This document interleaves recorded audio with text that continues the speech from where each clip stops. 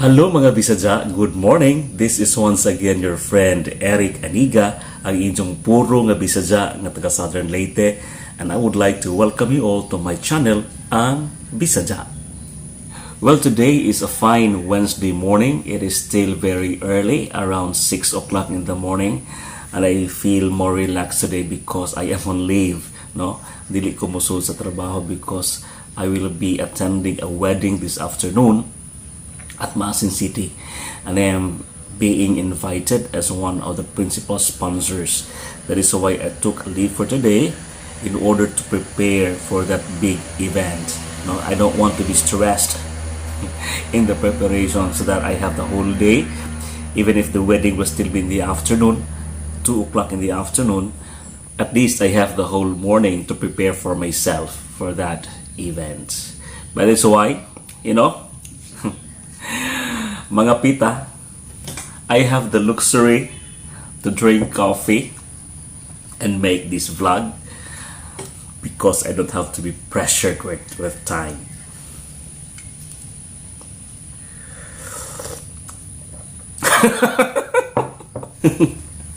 Itingog ba? Anyway, I think it is how we're supposed to drink coffee. When you sip coffee, dapat mo tingog. In other cultures, in other countries, in other cultures, for example, related to food, so kinahanglan nga, kung imbitahon ka og pagkaon, kana bang sound nga mogawas ka ng after ka mo kaon nga busog ka, di ba? Na ay air nga mogawas sa atong gikan sa atong ginhawaan. Basta kung we will talk about babies after they drink milk, di ba mo burp na sila? O sa term ana nakalimot ko. Basta it is appreciated by the host, no? Kung humagkaon mo dighay, I already forgot the term, because that means to say you are satisfied by the food being served. And I think for Chinese also, kung magkaon ka og noodles, dapat banha, no? Mabatian ang imong pagsujuk sa mga noodles, because that is a sign that the food is delicious. So, ato maobserbahan nga doon na tayo mga practices or doon na tayo mga kultura in which para nato may not be good, no? But for other countries it is good. And there are also cultural practices in other countries that for them is good, but for us is not good.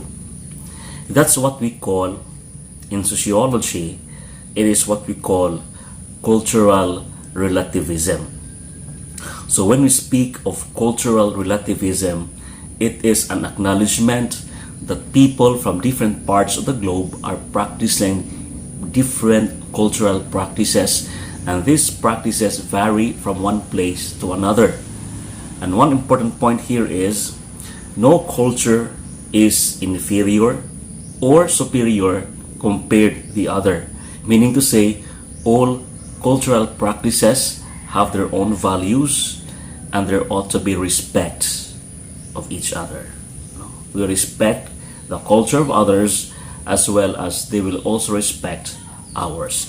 There is no such thing as inferior culture or superior culture. That is the point of cultural relativism. By the way, if this is your first time to watch my video, my name is Eric Aniga. I am from the Philippines, from Southern Leyte, and this is my channel, ang Bisadya. And if in case you enjoy watching my video, kindly click the like button and share it to your relatives and friends so that they too will be able to watch my video. And of course, please subscribe my channel, ang Bisadya.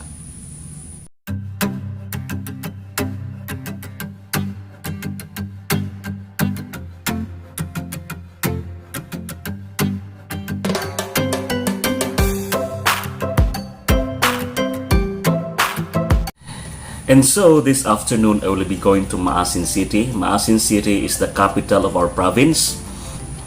I think it is about 40 minutes travel from my place to Maasin City. And for this year, this is the first wedding that I will be attending. Because of the pandemic, people have avoided big crowd or for big celebration in order to avoid contamination of the virus. But you see, this is one challenge for us Filipinos, and I guess this is also common to other countries because by nature, a human being is a social being. When we say social being, our nature is being designed that we will be with other people. No, it would be difficult for us to be isolated. It would be very unimaginable for us to be living alone. That is why as social being, we always reach out for others. We want companionship. We want to be with other people. So this pandemic has really brought challenge to all of us because we always find ways and means in order to be with people, and yet the IATF protocols, the DOH and the WHO have these guidelines preventing big gatherings. That is why for the wedding that I will be attending this afternoon, I guess and I believe that it will just be an exclusive event, no? Unlike in the previous years that when you think about wedding, you will expect for about 100, the least 100 visitors or guests, and it would go as high as 200 visitors. Big events, because for the Filipinos, wedding is one of the most important events in an individual's life. That is why for those people who are preparing for or who are planning to get married, they really prepare for it. No, they save money so that during the time of their wedding, they can share the happiness to their friends, relatives. But because of the pandemic, because of the protocols and guidelines, we have to control the crowd. So this time, it will only just be an exclusive event limited to close relatives and friends. No, so perhaps less than 50. For the positive side of it, for those who are planning to be wed during these times of pandemic, they don't have to spend big amount of money because they will have less to spend for the reception. No, perhaps they will just have fabulous or grand decoration in the church and the wedding gown, but for the reception it will be less because they will be expecting less guests or visitors to attend their wedding. So I guess the main question that is being asked, and this is also being asked by most of the people, if not all of the people in this world, is when will this end? When will this pandemic end?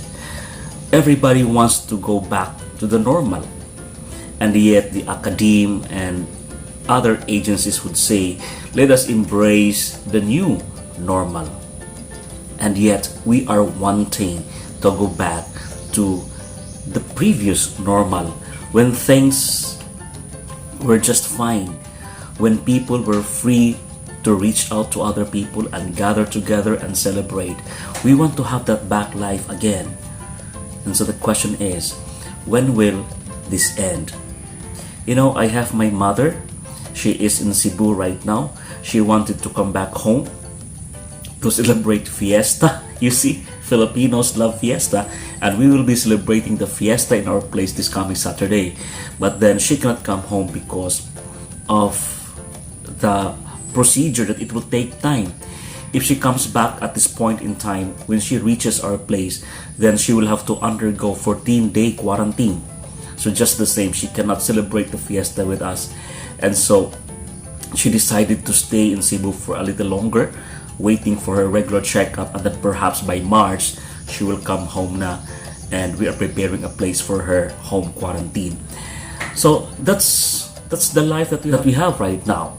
We cannot travel from one province to another province or from one island to another island because you have to be subjected to swabbing to determine whether or not you have the virus. And then after that, when you reach the place of your destination, you have to undergo the quarantine, 14-day quarantine. And it has affected so much our life, no? That is why, as I mentioned a while ago, the most common question that everybody is asking is, when will this end? We want to have our life back, no? When we are free to roam around, when we are free to travel, when we are free to reach out and, gather and celebrate together. Because since the pandemic, no, many places have celebrated their fiesta, and it's different. Though people still prepare food, but unlike before, that you expect many visitors to come to your place and enjoy the food that you have prepared. But now your visitors are very limited. It will just be the immediate family and the immediate friends.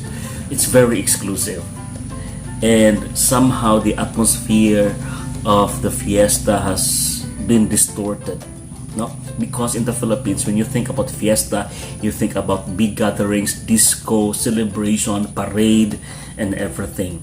But now we just limit it to the religious activity, and even attending the mass, the holy mass, it is very controlled, no? There are only a number of people who are allowed to enter the church, still observing physical distancing. For every pew, there are only 3 people allowed to sit, and then they have to wear face mask or face shield, and then the rest of the people will have to stay outside of the church. So these are the things, these are the situations that are happening right now, even when you think about fiesta. So when will this end? When can we have our life back? However, there are now big developments regarding our measures against COVID-19. The governments in other parts of the globe are preparing for this vaccine. By the way, what is the effect of this vaccine? Will it normalize our life? Will the people who have been vaccinated already immune to the virus? So let us just hope and pray to God that these things, these moves, these developments that we're doing, the governments are doing, will really help us to bring our life back again, no? But on the positive side of it, this pandemic has done so much to change and improve our life. Last night I was with a friend and we were talking about people nowadays who are into planting, no? Plantita. Plantita and plantito. It is now very common that people are into planting, and also other people are into agricultural activities. No, they are developing farms, planting vegetables, and just anything under the sun. And so this has invigorated the earth. No, it has given the earth its life because people are planting trees, vegetables, and everything that will also make the soil healthy. So in every negative event that will happen in our life, there are always positive things that will also happen. And as I mentioned in my previous video, it is our choice, it is our decision to look for the positive side of it. So that is why during this pandemic, all we have to do is to be always optimistic. Let us keep our fingers crossed and be hopeful that things will be fine and this pandemic will soon end and we can have our life back again. Okay? So for the meantime, let us just be supportive to one another. Let us keep the reminders and the protocols being set by the authorities. always keep ourselves clean by constant washing of hands. Let us wear face masks whenever we get out of our houses and whenever we are with other people. And of course, always, observe physical distancing for this time, because these are the only measures that we can practice, that we can observe to ensure that we will not be contaminated by the virus. And once the contamination will be reduced, then rest assured that this pandemic will also end. Well, this has been your friend Eric Aniga. I hope that you find sense in what I am sharing with you today. I am just relaxing and I'm just sharing with you my relaxing moment. I am done with my coffee. I hope you enjoyed my coffee also. Siguro one of these days, we'll be drinking coffee together and discuss things and talk about things, anything under the sun. Thank you very much for watching my video. If ever you like it or dislike it, kindly